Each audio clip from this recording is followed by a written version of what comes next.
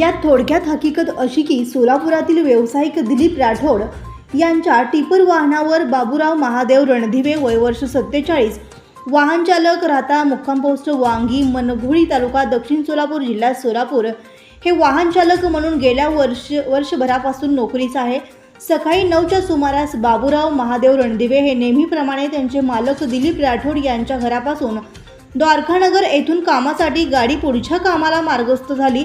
दुपारी 3च्या सुमारास फौजदार शाळा राजस्व नगर येथे त्यांच्याकडे असलेली टिपर वाहन क्रमांक MH25U1119 ही गाडी बंद पडली।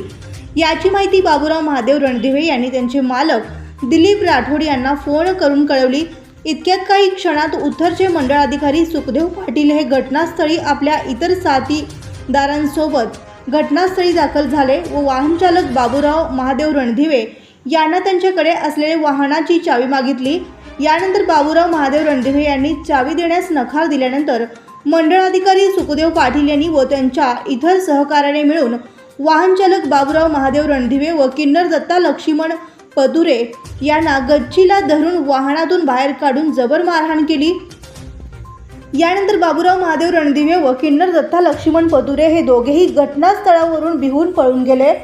यानंतर मंडळ अधिकारी सुखदेव पाटील यांनी स्वतः दिलीप राठोड यांचे टिपर वाहन विजापूर नाका पोलीस ठाण्यात नेले। विजापूर नाका पोलिसांनी वाहन ठेवून घेण्यास नकार दिल्याने संबंधित वाहन सुखदेव पाटील यांनी उत्तर तहसील कार्यालयात नेऊन लावले।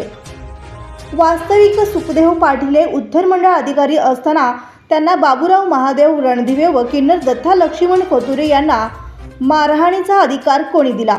सुखदेव पाटील यांनी नुकतीच मारहाण केली नाही तर बाबूराव महादेव रणदिवे यांना जातीवाचक शिवीगाळ केल्याचा आरोप वाहन चालक बाबूराव महादेव रणदिवे यांनी केली आहे।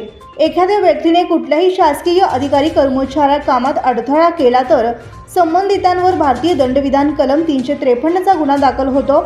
यावेळी मंडळ अधिकाऱ्याने पदाचा गैरवापर करून या घटनेत वाहन चालकाला जातीवाचक शिवीगाळ व मारहाण करून दिलीप राठोड यांचे वाहन जबरदस्तीने उत्तर तहसील कार्यालयात लावले असल्याने या घटनेचा तीव्र संताप व्यक्त केला जातोय। मंडळ अधिकारी सुखदेव पाटील यांना नेमके कुणाचे वरदहस्त आहे, कुणाच्या जोरावर पाटील मनमानी कारभार करतायत याची सखोल चौकशी मागणी व्यावसायिक दिलीप राठोड यांनी केली आहे। सध्या बाबूराव महादेव रणदिवे व किन्नर दत्ता लक्ष्मण पदुरे यांच्यावर केअर हॉस्पिटल सैफुल येथे उपचार केला जातोय। दोघांची प्रकृती स्थिर असून याबाबत मंडळ अधिकारी सुखदेव पाटील व त्यांच्या इतर सहकार्यावर तात्काळ अॅट्रॉसिटीचा मारहाणीचा गुन्हा दाखल करण्यात यावा अशी मागणी जखमी बाबूराव महादेव रणदिवे यांनी केली आहे। या घटनेची नोंद आता विजापूर नाका पोलीस ठाण्यात झाली आहे। पुढील तपास पोलीस करत आहेत।